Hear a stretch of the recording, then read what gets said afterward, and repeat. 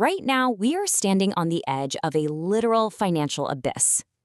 Most people just assume that if a full-scale conflict were to actually break out between Iran and the United States, it would just be a localized military engagement, right? Something confined to the Middle East, fought with drones, naval blockades, and missile strikes. But they are dead wrong.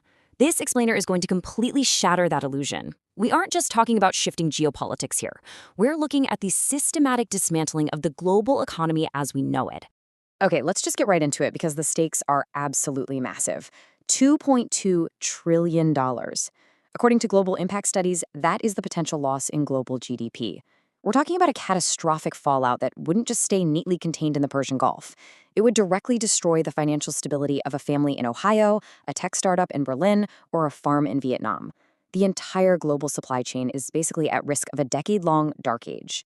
Part 1. The Strait of Hormuz, world energy's jugular vein. To really grasp how this disaster unfolds, we have to look at the physical, geographic epicenter of the whole thing. 21 miles. That's the width of the Strait of Hormuz at its absolute narrowest point. It is a tiny, incredibly fragile choke point. To paralyze global trade, Iran wouldn't even need to sink a massive fleet of warships.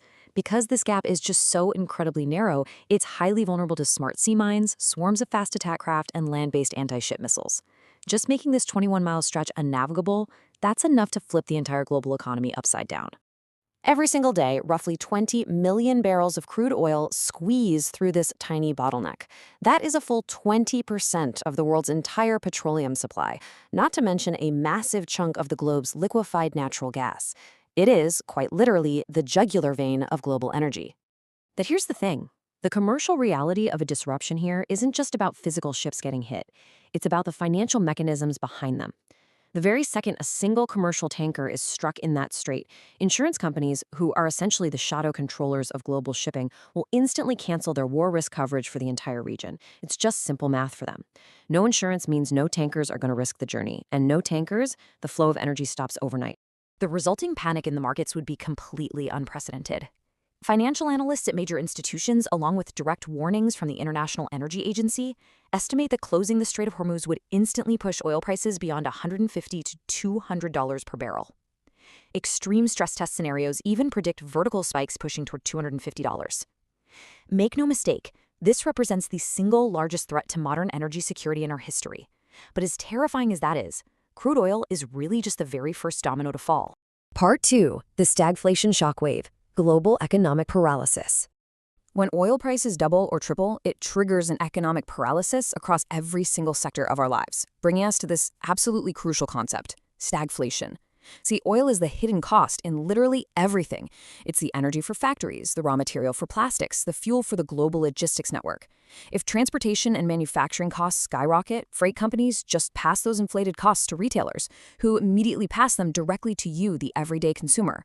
If you thought inflation was bad recently, an energy shock of this magnitude creates a devastating cocktail of stagnant economic growth, soaring prices, and high unemployment. And this creates an absolute nightmare for institutions like the Federal Reserve and the European Central Bank. They'd be caught in an impossible dilemma. Look at the choice they'd have to make. Do they raise interest rates to fight off this energy-driven inflation, risking a massive, deep recession? Or do they cut rates to save failing businesses, which would cause currency devaluation and runaway inflation? There is no good choice here. They are completely trapped. So, what happens next? The immediate fallout of this central bank paralysis is that the everyday economy simply freezes. Businesses immediately stop hiring. Consumer spending completely dries up because, well, everything is just too expensive. And global stock markets would face catastrophic, panic-driven sell-offs.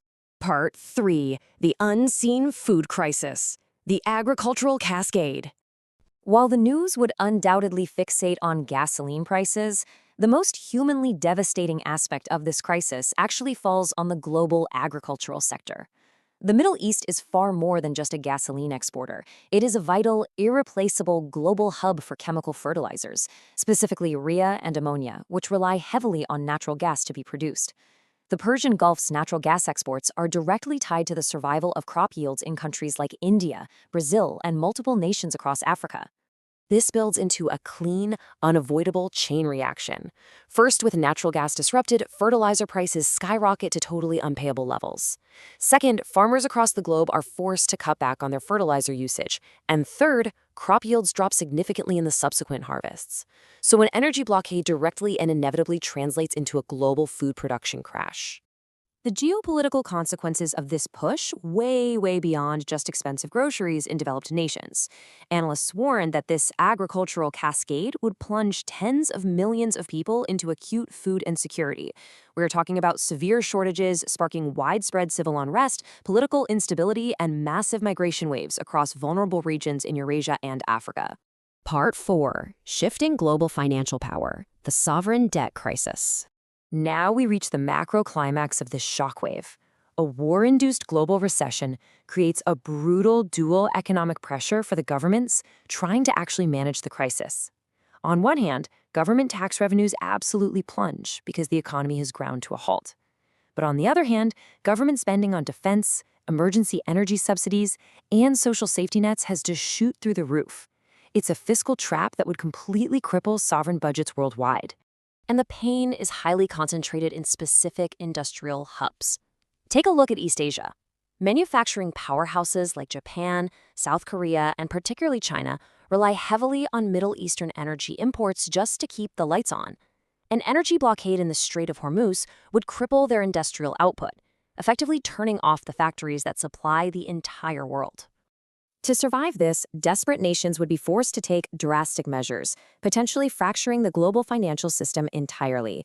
We would see countries abandoning dollar-denominated trade agreements, racing to secure whatever non-Gulf energy they can find through bilateral deals using alternative currencies. It would act as a massive accelerator for deglobalization, permanently altering international trade dynamics for good. Part 5. The Ultimate Hidden Cost, a Fragile World. As we step back to look at the sum total of these cascading events, we really have to recognize the ultimate hidden cost. When military strategists model a conflict between the US and Iran, they almost always count missile inventories, naval assets, and troop movements. But the true casualty of this conflict isn't just measured on a battlefield.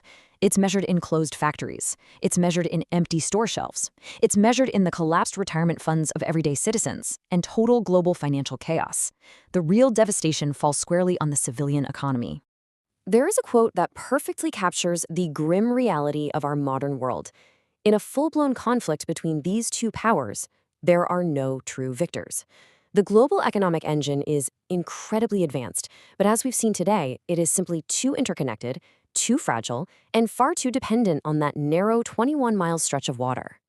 The hidden price of an Iran-US war is a price the global economy simply cannot afford to pay. It leaves us with a critical, lingering question. Can our interconnected world actually withstand another major shock of this magnitude, or is deterrence literally the only way forward? It's a very fragile reality we all share right now. Thanks for joining me for this explainer, and I hope this provided a clear, if sobering, perspective on what is truly at stake.